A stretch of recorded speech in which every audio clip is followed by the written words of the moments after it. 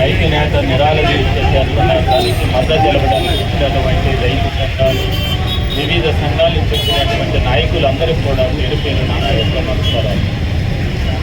ఈనాడు ప్రభుత్వాలు చెప్తున్నాయి దేశానికి వెన్నెముక రైతు, దేశానికి అన్నం పెట్టేటువంటి రైతు అని చెప్తున్నటువంటి ప్రభుత్వాలు అధికారాలకు రాకముందు ఈ దేశంలో ఉన్నటువంటి రైతాంగాన్ని రైతే రాజు అని చేస్తామని చెప్పినటువంటి ప్రభుత్వాలు అధికారంలోకి వచ్చిన తర్వాత రైతు పండించిన దానికి మద్దతు ధర ఇవ్వడానికి ప్రభుత్వం ప్రకటించినటువంటి పరిస్థితి కనపడుతుంది. ఈనాడు ఇప్పటికే రైతులు గ్రామీణ ప్రాంతాల్లో వ్యవసాయం చేసేటువంటి రైతులు పంట పండించేటప్పుడు నానా రకాల తెగుళ్ళు వచ్చి పంట దెబ్బతిని నష్టపోయే అటువంటి పరిస్థితి ఉంది. కొద్దిగా గొప్ప పంట చేతికి వస్తే ఆ పంట గిట్టుబాటు ధర లేనటువంటి పరిస్థితి ఉంది. ఈనాడు గ్రామీణ ప్రాంతంలో ఉన్నటువంటి రైతాంగం ఇప్పటికే కొంత భూములు క్రాప్ హాలిడేగా ప్రకటిస్తున్నటువంటి పరిస్థితి మనం చూస్తున్నాం. అయినా కూడా ప్రభుత్వం సేవ పుట్టినట్టు కూడా లేకుండా రైతాంగాన్ని ఆదుకునే దాంట్లో ప్రభుత్వం చిన్నచూపు చూస్తుంది. ఒకప్పుడు రైతులు సమ్మె చేయడానికి ముందు రానటువంటి పరిస్థితులు ఈనాడు రైతులు తన పండించిన పంటకు గిట్టుబాటు ధర కావాలని చెప్పి రోడ్డు ఎక్కే పరిస్థితి మనం చూస్తున్నాం. అంటే రైతాంగం ఇంతకాలం ఓపే చేసి రోడ్డు ఎక్కే పరిస్థితికి ప్రభుత్వాలు తీసుకొస్తున్నాయి. ఈ ప్రభుత్వాలు ఈ విధంగా రోడ్డు ఎక్కే పరిస్థితి తీసుకొస్తాయి. ప్రభుత్వాలకు గుణపాఠం చెప్పేటువంటి రోజులు కూడా రైతాంగానికి వస్తాయి. రైతాంగం ఆ విధంగా ప్రభుత్వాల మీద తిరగబడతాయని చెప్పి మేము హెచ్చరిస్తున్నాం.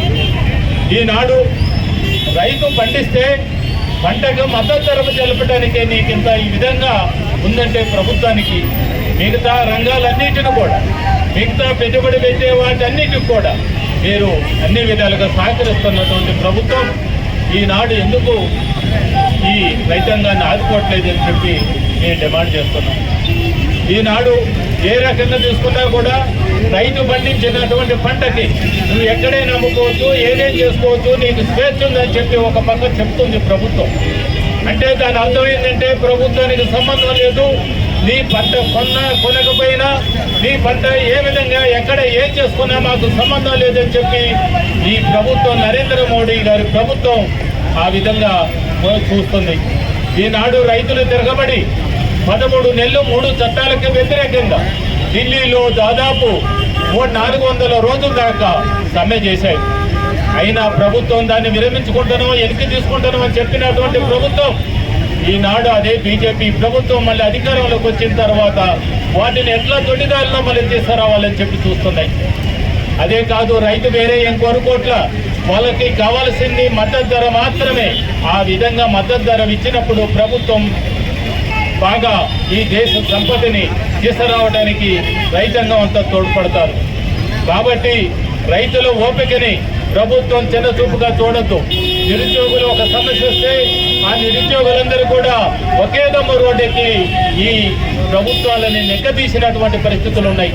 అట్లనే రైతాంగం కూడా ఆ విధంగా వచ్చే పరిస్థితులు కనపడుతున్నాయి. వ్యవసాయం చేయడమే దండ కానీ వ్యవసాయం చేయకుండా క్రాపు ఆడే పెట్టేదాకా ఈ ప్రభుత్వాలు చూడొద్దని చెప్పి ఢిల్లీలో చేస్తున్నటువంటి రైతు నేత ఈనాడు ఆరోగ్య పరిస్థితి బాగలేనప్పటికీ తన ఆరోగ్యం క్షీణించినా సరే రైతాంగానికి మేలు జరగాలి, రైతాంగానికి మద్దతు ధర రావాలని చెప్పి తను చేస్తున్నటువంటి దీక్షకి అన్ని రైతు సంఘాలు, అన్ని కార్మిక సంఘాలు అందరూ కూడా ఈనాడు మద్దతు తెలుపుతున్నాయి. రాబోయే రోజుల్లో గ్రామాన్ని కూడా ప్రజల్ని చైతన్యవంతం చేసి దాన్ని పెద్ద ఉద్యమంగా చేసుకోవాలని చెప్పి అందరం కూడా పాల్గొంటామని చెప్పి హామీ ఇస్తూ నేను ముగిస్తున్నాను.